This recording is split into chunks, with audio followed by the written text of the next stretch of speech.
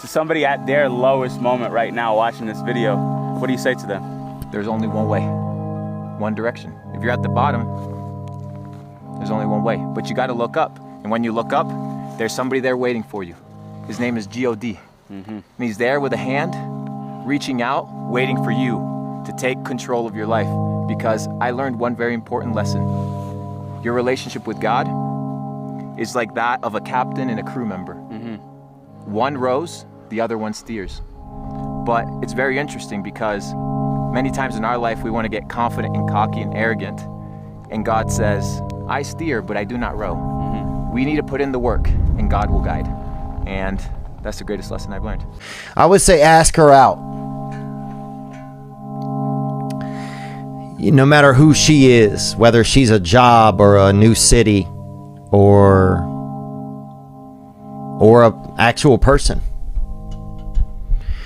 Whether she's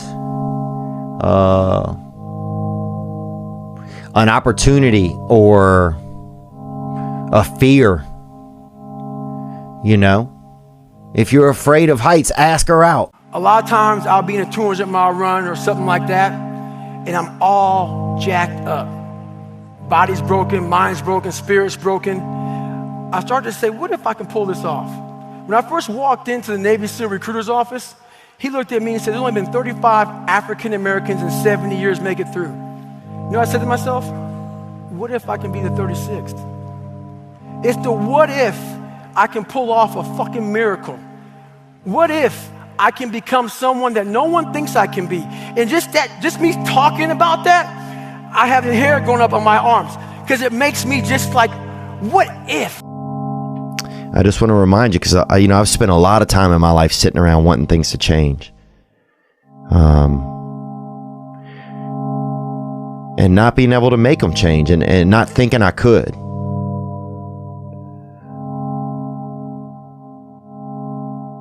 And I wish somebody had told me that earlier sometimes. That in order for something to change, there needs to be change. The fear is never reaching your potential. That's it. That always falling short, always quitting before you're done, always procrastinating, always not doing the right thing. And then one day you're an old man. Yep. And you look back and go, God, I could have been great. Yep. I could have been great. I never forget one time I was running by a graveyard when I was fucking just trying to become, I was fat. And I ran by a graveyard and I looked out there and I have all these epiphanies, man. I have all these fucking moments of it's crazy, man, of just thought. Cause I'm always by myself and I'm always in deep fucking thought about how to be better. And I look out there, I'm like, man, I wonder how many of you motherfuckers in there fucking just are so upset with how you lived your life and fucking just regret how you lived it. And I'm running a 300-pound man thinking, man, don't fucking die like this, bro. Don't die like this. So people wonder where this shit comes from me. It comes from such deep thought of trying to see what this is all about. What is this life all about? What am I all about? Why am I here? I had to find purpose. And my suffering, it had a purpose. It had a fucking purpose. Do you talk? One thing that's really been pressing with me that we discussed is staying motivated. And I have been finding myself more motivated even when I do not feel like doing something to do it. That my brain doesn't dictate how. My brain does not get to choose. My brain can feel a certain way, but it's not going to choose how I behave all the time. I just can't let it do it anymore. I'm going to have setbacks, I know. But if I'm feeling bad, that doesn't mean I'm doing bad. That doesn't mean I am bad. That doesn't mean that I can't still take some action. Because nothing changes if nothing changes, man. We'll sit around forever wondering, well, what if I... You can't wait for everything to be perfect to start living your life. You can't wait for everything to be perfect to start living your life. And that hit me. I mean, he packs a powerful punch, and he hit me with a damn word punch, with a word hook. Because I've been, that's what I've done. My whole life has been like that.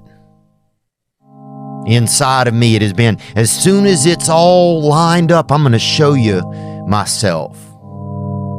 As soon as I've got it all looking the way I want, I'm going to show up for you.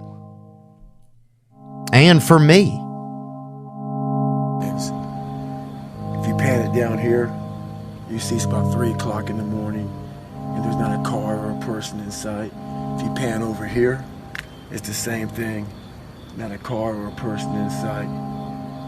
People want to know where I find my strength at, where I get my strength. I get it from a lot of places, but right now, this morning, I'm getting it from, there's not a motherfucker that's up.